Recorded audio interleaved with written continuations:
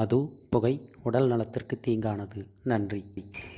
தமிழ் மக்களுக்கும் தற்காப்பு கலை நேயர்களுக்கும் அன்பான வணக்கங்கள். அகத்திய தற்காப்பு கலை கூடம் சார்பாக உங்களை வணங்கி வரவேற்கிறேன். இன்றைக்கு பதிவில் குஸ்தியில் வரக்கூடிய ஒரு எளிமையான ஒரு பிடிமுறை. போடுறதுக்கு எளிமை தான், ஆனால் போட்டோம்னாக்கா கை விரல்கள்லாம் உடஞ்சிரும். வேறு கையை எதிரி விரல்களை பூரா ஒடிக்கக்கூடிய ஒரு எளிமையான ஒரு பிடிமுறை. வாங்க காணொலிக்குள்ள போகலாம்.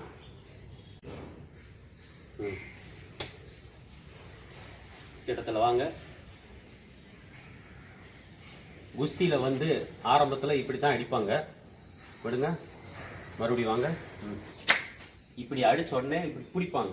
பிடிச்சதுக்கப்புறம் நாம் எதனா ஒரு பிடிமுறை, நமக்கு தெரிஞ்ச பிடிமுறையை போடலாம். இதை பாருங்க. இந்தாண்டா வாங்க. இப்படி சிரிக்க இப்போ வாங்க. அப்படியே எடுங்க, மறுபடியும் வாங்க. இப்போ இந்த பக்கம் போடலாம். இதே தான் இந்த பக்கம் போடலாம். எழுந்துட்டு அடுத்தது இப்போ பாருங்க. நம்ம வாத்தியாரை பார்த்தா, ஸ்கூலில் வாத்தியாரை பார்த்தா கையை கட்டுவோம் இல்லையா, அது மாதிரி கொஞ்சம் க்ளோஸ் வாங்க. நம்ம வாத்தியாரை பார்த்தா எப்படி கையை கட்டுறோமோ அது மாதிரியே இதை கட்டணும். இப்படி கட்டிட்டு இதை இப்படி கட்டிட்டு இதை இதுக்குள்ளே போடணும். பாருங்க, இது விரல்கள் பூரா ஒடிஞ்சிரும். இந்த பிடிமுறை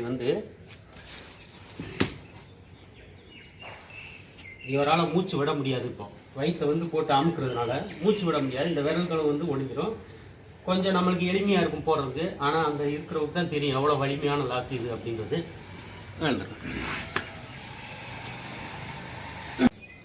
இப்போ நீங்கள் பார்த்த இந்த 3 பிடிகளையும் மறுபடியும் 1 by 1 ஸ்பீடாக செஞ்சு காமிக்கிறோம். அதை பாருங்கள்.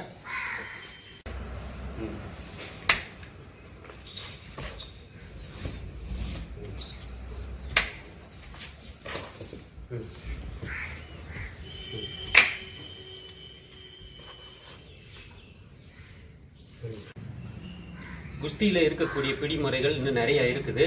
நான் இப்போ எக்ஸாம்பிளுக்கு 2-3 காமிச்சேன். நாம் இப்போ போடுற பிடிமுறைகள் எல்லாமே குஸ்தியில் பெரும்பாலும் வரும். அதை நீங்கள் பார்த்து பயன்பெறுங்க. இன்னும் இருக்கக்கூடிய பிடிமுறைகள்லாம் ஒன்றொன்னா காட்டுறோம். பார்த்து பயிற்சி பண்ணுங்கள். இந்த இடம் குஸ்தி பழகிறதுக்கான இடம் இல்லை. இது கோயில் தான்.